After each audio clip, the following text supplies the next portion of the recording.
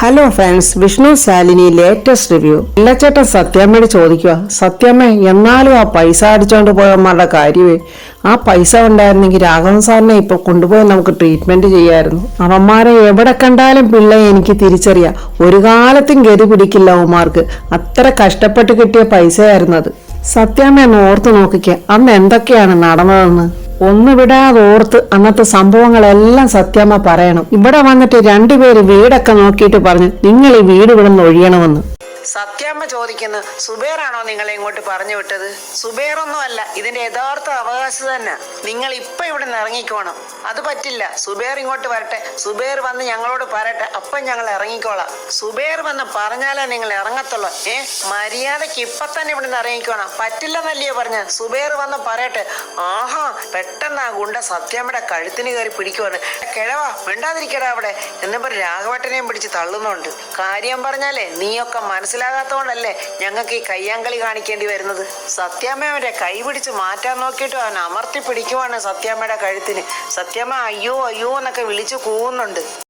എന്ത് ചെയ്യാനാ, ആ പരിസരത്തെങ്ങും ആരുമില്ല അവരെ സഹായിക്കാൻ.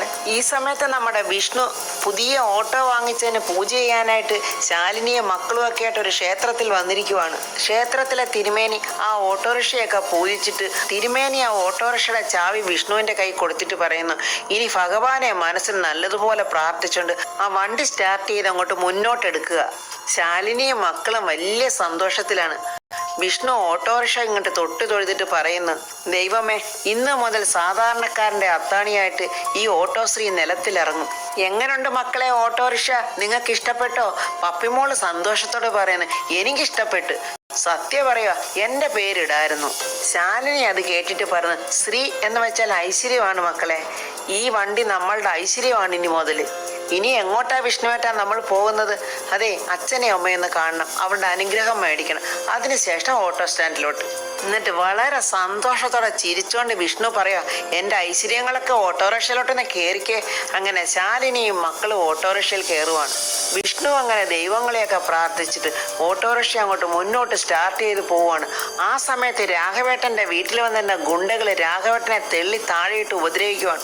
അത് കണ്ടിട്ട് സത്യാമ്മ പെട്ടെന്ന് വിടറാന്നും പറഞ്ഞ് അവന്മാരിൽ നിന്നും രാഘവേട്ടനെ രക്ഷിക്കാൻ നോക്കുമ്പോൾ സത്യാമ്മയുടെ ബാഗ് താഴെ വീണ് അതിലിരിക്കുന്ന പൈസ താഴെ ചെതറി വീഴുന്നുണ്ട്. പെട്ടെന്ന് അതിലൊരു ഗുണ്ട ബാഗിൽ നിന്ന് താഴെ വീണ ആ നോട്ടെല്ലാം കൂടെ എടുത്ത് ബാഗിനകത്തോട്ട് വെക്കുവാണ്.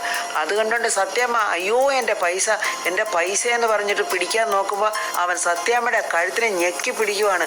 മറ്റേ ഗുണ്ടയാണെങ്കിൽ രാഘവേട്ടനോട് പറയുന്ന, അനങ്ങിപ്പോവരുത്, കൊന്നുകളയും എന്നും പറഞ്ഞ് അവരിങ്ങനെ ഭീഷണിപ്പെടുത്തിക്കൊണ്ട് നിൽക്കുവാണ്. എത്രയും പെട്ടെന്ന് ഈ വീട് ഒഴിഞ്ഞു പോയിക്കണം, അല്ലെങ്കിൽ ഇതിനപ്പുറം ഇവിടെ നടക്കും എന്നും പറഞ്ഞ് ആ ഗുണ്ട മെറ്റവന്റെ കയ്യിലോട്ട് ആ പൈസയും ബാഗ് കൂടെ കൊടുക്കുന്നുണ്ട്.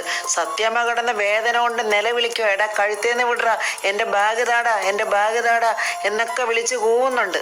പാവം രാഘവേട്ടൻ എങ്ങനെയൊക്കെ എഴുന്നേറ്റിട്ട് ആ ബാഗിൽ കയറി പിടിക്കുക, എടാ പൈസ താടാ, ഞങ്ങളുടെ പൈസ താടാ. ഒരു ദയദാക്ഷിണ്യം പോലും കാണിക്കാതെ ആ ഗുണ്ട രാഘവേട്ടനെ തെള്ളി താഴെ ഇടുന്നുണ്ട്. അയ്യോ രാഘവേട്ടാന്ന് പറഞ്ഞ സത്യാമ്മ കരഞ്ഞോണ്ട് പോയി രാഘവേട്ടനെ പൊക്കുവാണ്.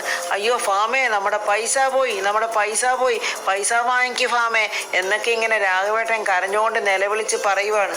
അതൊന്നും കേൾക്കാതെ വന്ന ഗുണ്ടകള് പെട്ടെന്ന് വണ്ടി സ്റ്റാർട്ട് ചെയ്ത് ആ പൈസയായിട്ടങ്ങ് പോവാണ്.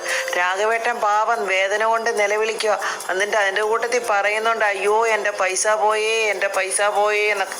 അയ്യോ രാഘവേട്ട, എഴുന്നേക്ക് രാഘവേട്ട എന്നും പറഞ്ഞ സത്യഭാമ കരയുവാണ്. സത്യഭാമയ്ക്ക് എഴുന്നേൽപ്പിക്കാനും പറ്റുന്നില്ല. രാഘവേട്ടൻ ആകെ തളർന്ന മട്ടാണ്. അയ്യോ നമ്മുടെ പൈസ പോയേ എന്ന് വിളിച്ച് കൂവാണ്. വിഷ്ണുവും ശാലിനിയും മക്കളും കൂടെ ഓട്ടോറിക്ഷയിൽ വന്നോണ്ടിരിക്കുവാണ്. മക്കളുടെ സന്തോഷമൊക്കെ കണ്ടിട്ട് ഏതോ ഒരു വലിയ വണ്ടിയിൽ ഇങ്ങനെ പോവാണെന്നാ തോന്നുന്നത്.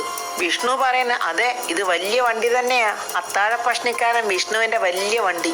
ഇതിന്റെ മഹത്വം അറിയണമെങ്കിലേ സാധാരണക്കാരുടെ ഇടയിലോട്ട് നടന്നു ചെന്നാ മതി. അവർക്കിതൊരു ചെറിയ വാഹനം മാത്രമല്ല, അവർക്കിത് അവരുടെ ജീവിതത്തിന്റെ ഒരു ഭാഗം കൂടിയാ.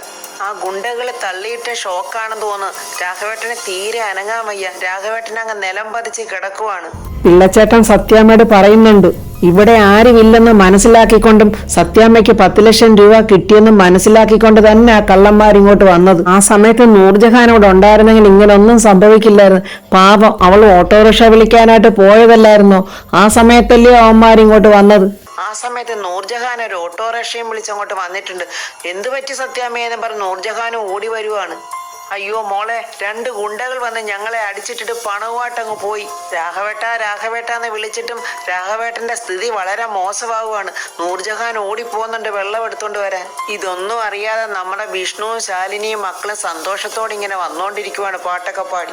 നൂർജഹാൻ എളുപ്പം വെള്ളം കൊണ്ടുവന്ന് സത്യാമ്മയുടെ കൊടുക്കുന്നത്. സത്യാമ്മ വെള്ളം രാഘവേട്ടന്റെ മുഖത്തൊക്കെ തളിക്കുന്നുണ്ട്. രാഘവേട്ടനെ കിടന്ന് ഞെരങ്ങുക മുളുകയൊക്കെയാണ് ചെയ്യുന്നത്. അച്ഛാ എഴുന്നേക്കെന്നൊക്കെ ഇങ്ങനെ നൂർജഹാൻ വിളിക്കുവാണ്.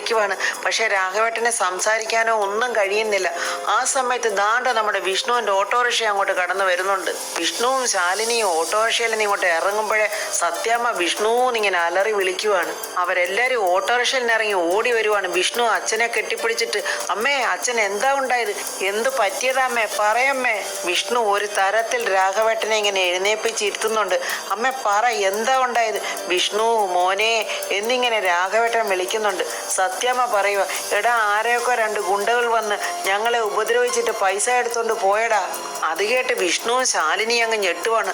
അയ്യോ എല്ലാം പോയടാ. അമ്മേ പരിചയമുള്ളവർ വല്ലരും ആണോ? അല്ലടാ. രാഘവേട്ടനെ കോരിയെടുത്ത് വിഷ്ണുവിന്റെ മടിയിലോട്ട് ഇങ്ങനെ ചാരി വെച്ചോണ്ട് വിഷ്ണു വെള്ളമൊക്കെ കൊടുക്കുന്നുണ്ട് രാഘവേട്ടന്. അമ്മേ അവന്മാര് വല്ലരും ഉപദ്രവിച്ചോ? ഇല്ല മോനെ എന്നിങ്ങനെ സത്യാമ്മ കള്ളം പറയുവാണ്. രാഘവേട്ടന്റെ ആ കിടപ്പ് കണ്ടിട്ട് ശാലിനിക്ക് ആകെ പേടിയാകുന്നു. വിഷ്ണുവേട്ട എത്രയും പെട്ടെന്ന് നമുക്ക് അച്ഛനെ ഹോസ്പിറ്റലിൽ എത്തിക്കണം. രാഘവേട്ടൻ ഓർമ്മ നഷ്ടപ്പെട്ടു എന്ന് തോന്നുന്നു. പെട്ടെന്ന് പറയുന്നു, വേണ്ട എനിക്ക് എൻ്റെ വീട്ടിൽ പോയാൽ മതി, എനിക്കിവിടെ നിൽക്കണ്ടടാ മോനെ, എന്നെ അങ്ങോട്ട് കൊണ്ടുപോടാ.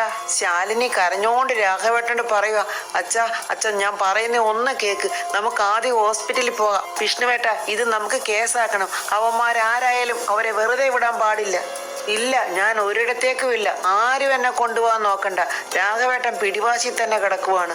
എടാ മോനെ വിഷ്ണു, എനിക്കൊരൊറ്റ വീടേ ഉള്ളടാ, അത് ഞാൻ വെച്ച വീടാ.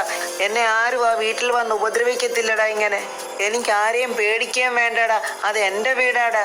രാഘവേട്ടന്റെ ആ സങ്കടം കണ്ടിട്ട് അവർക്കാർക്കും ഒന്നും പറയാൻ വയ്യാതെ എല്ലാവരും നിന്ന് പൊട്ടിക്കരയുവാണ്.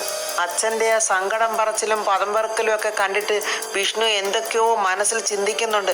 ദേഷ്യവും സങ്കടവും കൊണ്ട് വിഷ്ണു ഇങ്ങനെ കണ്ണു തുറിച്ച് പല്ല് കടിച്ചിരിക്കുവാണ്. ആർക്കോ ശരിക്ക് പണി കൊടുക്കുമെന്നുള്ളത് ഉറപ്പായി. അതിനുശേഷമുള്ള കാര്യങ്ങളൊക്കെ എനിക്കറിയാമല്ലോ സത്യാമ്മേ. പിന്നീട് അവരെ നൂർജഹാന്റെ വീട്ടിൽ ചെന്നപ്പോ കണ്ടില്ലേ, അവന്മാരെന്തുവാ പറഞ്ഞത്. അവന്മാരെന്നെ കണ്ടോണ്ട് ഓടിക്കളഞ്ഞടാ. ആ നസീർ അവനും അതിനകത്തുണ്ട്, അവന്റെ കൂട്ടുകാരാണെന്ന് തോന്നുന്നു. എന്ത് ചെയ്യാനാ, വിഷ്ണു കുഞ്ഞ് അവന്മാരെ എല്ലാം കയ്യോടടിച്ച് പൊക്കി പോലീസ് സ്റ്റേഷനിൽ കൊണ്ടുപോയതാണല്ലോ. അതെല്ലാം ആ ചന്ദ്രബോസ് തേച്ച് മാറ്റി കളഞ്ഞില്ലേ. അവന്മാർക്ക് പ്രോത്സാഹനവും കൊടുത്ത് സന്തോഷിപ്പിച്ച് പോലീസ് വണ്ടിയിലല്ലേ അവന്മാരെ വീട്ടിൽ കൊണ്ടാക്കിയത്. വാദി പ്രതിയാവൂന്ന് പറഞ്ഞു കേട്ടിട്ടേ ഉള്ളൂ, ഇത് നേരിട്ട് കണ്ടല്ലോ സത്യാമ്മേ. എങ്ങനെയെങ്കിലും അവന്മാർക്ക് മനസ്സ് തോന്നി ആ പൈസ ഇങ്ങ് കൊണ്ട് തന്നിരുന്നെങ്കിൽ പാവം രാഘവൻ സാറിന്റെ ചികിത്സയ്ക്കാകുമായിരുന്നു. പാവം ഈ ഓർമ്മക്കുറവ് കൊണ്ടാണല്ലോ ഈ ഇറങ്ങി നടക്കുന്നതും ഈ കഷ്ടപ്പെടുന്നതും എല്ലാം. ഈശ്വരൻ എന്തുവായാലും നമ്മുടെ കഷ്ടപ്പാട് കാണാതിരിക്കില്ല സത്യാമ്മേ. ആ പൈസ നമുക്ക് തിരിച്ചു കിട്ടും. നമ്മുടെ കഷ്ടപ്പാടിന്റെ ഫലമാണ് ആ പൈസ. എന്റെ പൈസ എടുത്തോണ്ട് പോയവന്മാരെ എവിടെ വെച്ച് കണ്ടാലും പിള്ളേ എനിക്ക് നല്ലതുപോലെ അറിയാം. അവന്മാരെ ഇനി എന്റെ കയ്യിൽ കെട്ടിയാൽ വിടത്തില്ല ഞാൻ. ആ പൈസ അന്ന് ബാങ്കിൽ ഇടാൻ പോകുമ്പം വിഷ്ണു കുഞ്ഞിനോടൊന്ന് പറഞ്ഞിരുന്നെങ്കിൽ വിഷ്ണു കുഞ്ഞ് ഇവിടെ കണ്ടേനെ. വിഷ്ണു കുഞ്ഞും കൂടെ ഉണ്ടായിരുന്നെങ്കിൽ ഇതൊന്നും സംഭവിക്കില്ലായിരുന്നു സത്യാമ്മേ. അത് അവന് ഞങ്ങളുടെ കാര്യം നോക്കാൻ എവിടെ സമയം പിള്ളേ. അവൻ അച്ചി വീട്ടിൽ ഇറങ്ങാനല്ലേ സമയമുള്ളു. അച്ചിയുടെ പുറകിന് നടക്കട്ടെ അവൻ. ഇനി അതൊക്കെ പറഞ്ഞിട്ട് എന്ത് കാര്യം, പോയത് പോയി, കിട്ടിയെങ്കിൽ കിട്ടി. അപ്പോൾ ഫ്രണ്ട്സ്, സത്യാമ്മ പാചക മത്സരത്തിൽ ജയിച്ച് കിട്ടിയതല്ലെങ്കിലും ശാരദാമ്മയുടെ ദയവ് കൊണ്ട് കിട്ടിയ പൈസയാണത്. എങ്കിലും ആ പൈസ ഉണ്ടായിരുന്നെങ്കിൽ രാഘവേട്ടന്റെ ചികിത്സയ്ക്ക് അത് ഉപകാരമായിരിക്കും. ഇന്ന് രാഘവേട്ടൻ ഇത്രയധികം കഷ്ടപ്പാട് അനുഭവിക്കത്തതും ഇല്ലായിരുന്നു. നഷ്ടപ്പെട്ടു എന്ന് കരുതിയ സ്വന്തം വീടും വസ്തുവും തിരിച്ചു കിട്ടുന്ന സമയത്ത് പോലും അദ്ദേഹത്തിന്റെ ഓർമ്മക്കുറവ് കാരണം അതും കയ്യിൽ കിട്ടാതിരിക്കുന്ന ഒരു സ്റ്റേജാണ് ഇപ്പോൾ വന്നിരിക്കുന്നത്. അതുകൊണ്ട് എത്രയും പെട്ടെന്ന് തന്നെ നമ്മുടെ വിഷ്ണു ആ കള്ളന്മാരെ ഇടിച്ച് പിഴിഞ്ഞ് ആ പൈസ കൊണ്ടുവന്ന് സത്യാമ്മയ്ക്ക് കൊടുക്കും. ആ റിവ്യൂമായി നമുക്ക് പിന്നെ കാണാം. എൻ്റെ ഈ റിവ്യൂ ഇഷ്ടപ്പെട്ടാൽ ലൈക്കും കമൻസും, സബ്സ്ക്രൈബ് ചെയ്യാത്തവർ സബ്സ്ക്രൈബ് ചെയ്യണേ.